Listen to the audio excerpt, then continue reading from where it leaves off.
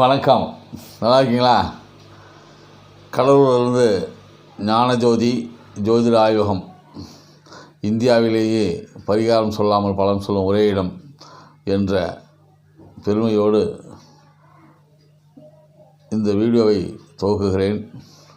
இன்றைய தலைப்பு என்னவென்றால், பிள்ளைகளை எந்த துறையில் நாம் பயில்வதற்கு சேர்க்கலாம், அந்த எந்த குரூப் நாம் எடுக்கலாம், எடுத்தால் இவன் சக்ஸஸ் வருவான் அப்படின்றத ஜாதகம் பார்த்து நம்ம செஞ்சோம்னு சொன்னால் 100% அது சக்ஸஸ் ஆகும்.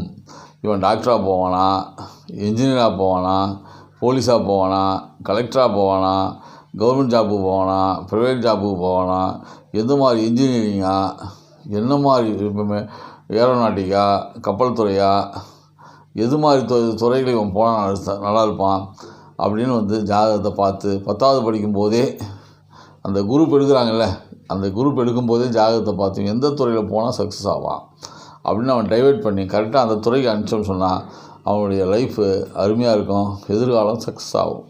இது எப்படி பார்க்குறதுன்னு கேட்டால், ஜாதகத்தை பார்த்து கரெக்டாக 10வது படிக்கும்போதே சொல்லிடலாம். அதாவது அந்த பையனுக்கு எதில் நாட்டம் இருக்குது அப்படின்னு முதல்ல கேட்கணும். நீ எப்படின்னாப்பா படிக்க போகிற? டாக்டராக படிக்க போகிறியா, வக்கீலுக்கு படிக்க போகிறியா, இன்ஜினியரிங் படிக்க போகிறியா, எதுக்கு படிக்க போகிற, இல்லை சயின்டிஸ்ட் ஆக போகிறியா, இல்லை அக்ரிகல்ச்சர் டிபார்ட்மெண்ட்டில் போக போகிறியா அப்படின்னு என்ன பண்ணலாம், அவனை கேட்கணும். கேட்டு அவன் எதில் அந்த துறை எந்த துறையில் அவன் நாட்டம் செலுத்துகிறானோ அந்த துறைக்கும் இந்த இவனுடைய ஜாதகத்துக்கும் ஒத்து வருதான்னு முதல்ல பார்க்கணும். பார்த்து ஒத்து வந்தனா ரைட், நீ செய்ப்பா, தாராளமாக செய் அப்படின்னு சொல்லிட்டு அவனை படிக்க சொல்லலாம். அது மாதிரி ரெண்டும் சேர்ந்து அவன் படித்தான்னா பட்டு சக்ஸஸ் ஆகி பட்டுனா மேலே போயிடுவான்.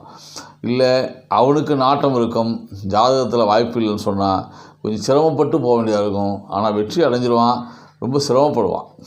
அதே மாதிரி ஜாதகத்தில் எல்லாம் டாக்டர் ஆகிறதுக்கு எல்லா வாய்ப்பு இருந்தது, அவனுக்கு இன்ட்ரெஸ்ட் இல்லைன்னு சொன்னாலும் அவன் என்ன பண்ணணும், நம்ம உட்கார வச்சு புத்திமதி கூறியப்பா, அவன் ஜாதகத்தில் டாக்டர் ஆகிற வாய்ப்பு இருக்குதுப்பா, ஏமா அந்த வாய்ப்பை எடுத்துக்கிறேன், நீ பயாலஜி எடுத்து படிப்பா, சயின்ஸ் படிப்பா ராஜா, நீ நான் நிச்சயமாக டாக்டர் ஆகிடும். அவனை பூஸ்ட் பண்ணி அவனுக்கு புத்துணர்ச்சி கொடுத்தோன்னு சொன்னால் அவன் மாறுறதுக்கு வாய்ப்பு இருக்குது.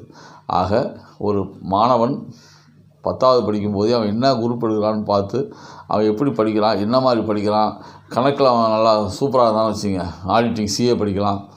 இப்போ மருத்துவத்தில் படிக்கணும், சயின்ஸ் நம்மளால் தெரிஞ்சு சயின்டிஸ்டாக போகலாம்.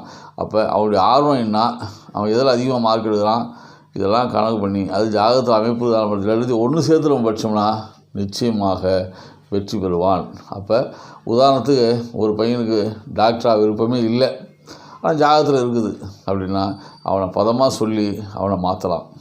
ஆனால் அவன் டாக்டர் தான் படிக்க போகிறான்றான், ஜாதகத்தில் அமைப்பு இல்லை அப்படி சொன்னால் அதுக்காக அவனை டாக்டர் படிக்க வேணான்னு சொல்ல முடியாது. தம்பி கொஞ்சம் சிரமமாக இருக்கும் ராஜா, யோசனை பண்ணிப்பார், நீ டாக்டர் படிக்க வேணான்னு சொல்ல. அதே மாதிரி இன்னொரு விஷயம் தெரியுங்களா, டாக்டருக்கு படித்தவங்கெல்லாம் பெரிய டாக்டர் ஆகிறதில்லை. எவ்வளோ எம்பிபிஎஸ் படிச்சுட்டு சாதாரண வேலையில் இருக்கிறாங்க, கிளினிக் வச்சு நடத்த முடியாதுங்கிறாங்க, டிஸ்பென்சரி வச்சு நடத்த முடியாது, அவங்க சூழ்நிலை மாறி போகுது.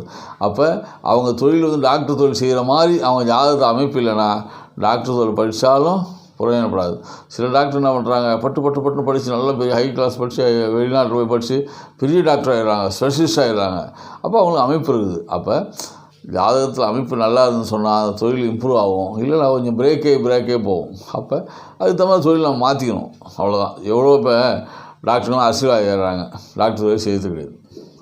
அதே மாதிரி வக்கீல் என்ன பண்ணுறாங்க, வக்கீல் தொழிலே செய்யறது கிடையாது, அரசியல்வாதி ஆகிடுறாங்க. அப்போ தொழில் மாறுது இல்லைங்க.